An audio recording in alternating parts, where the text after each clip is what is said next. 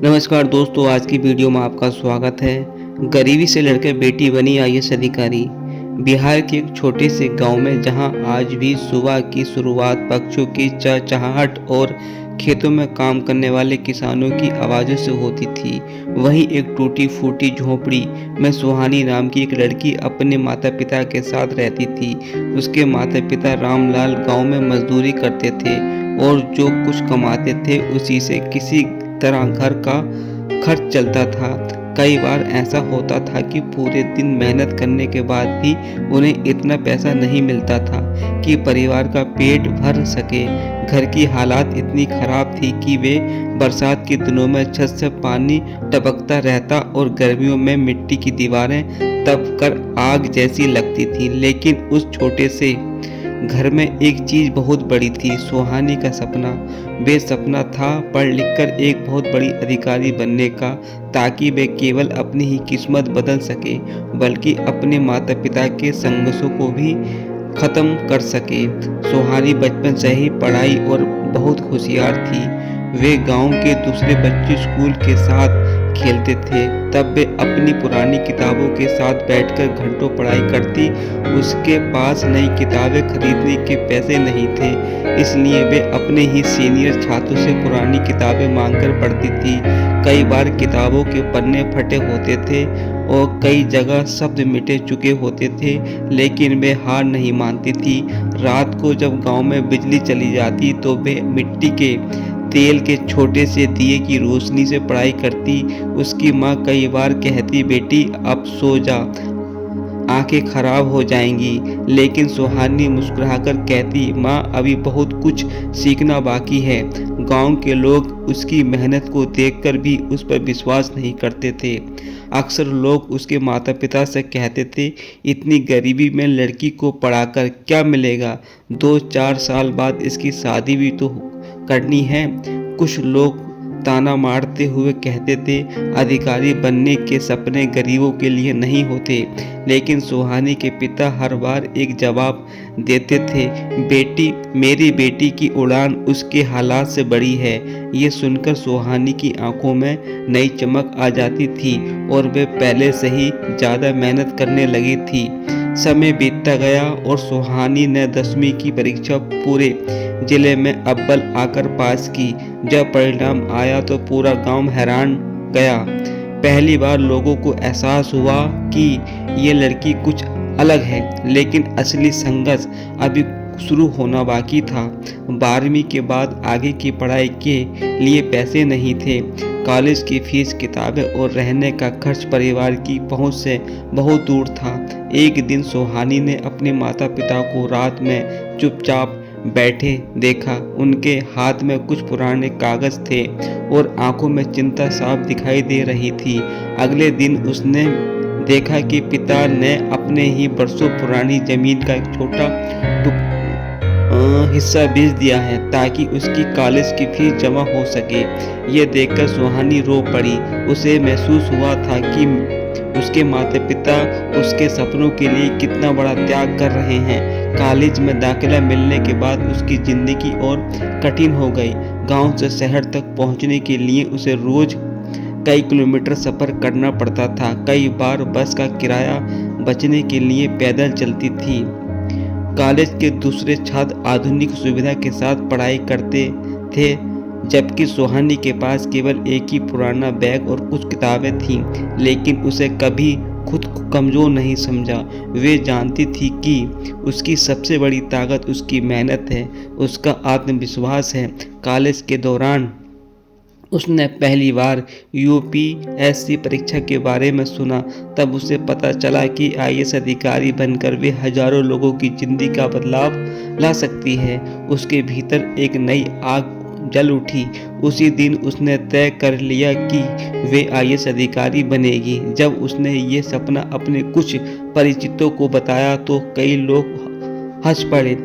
किसी ने कहा है कि यूपीएससी के देश की सबसे कठिन परीक्षा है।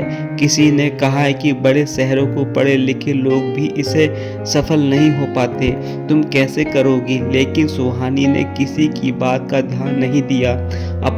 उसने अपने सपने को अपने दिल में बसाए रखा। कॉलेज पूरा होने के बाद उसने पूरे ताकत के साथ यूपीएससी की तैयारी शुरू कर दी।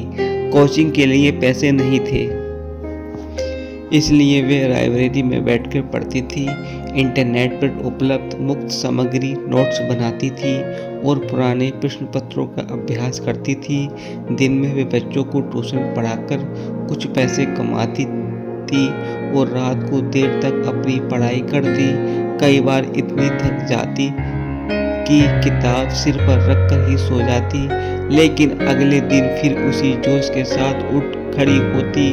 पहला प्रयास आया, उसने परीक्षा दी, परिणाम घोषित हुआ, वे असफल हो गई। उस दिन उसे लगा जैसे उसका सपना टूट गया हो। उसने अपने कमरे में बैठकर घंटों रोया। उसने लगा कि शायद लोग सही कहते थे, लेकिन तभी उसकी माँ उसके पास आई और उसके सिर पर हाथ फेरते हुए बोली, बेटी, असफलता मंजिल का अंत नहीं, सफलता की शुरुआत होती है। माँ की ये बात उसके दिल में उतर गई। उसने फिर से तैयारी शुरू की, इस बार ज़्यादा मेहनत की। दूसरे प्रयास में वे प्रारंभिक परीक्षा पास कर ली, लेकिन मुख्य परीक्षा में रह गई।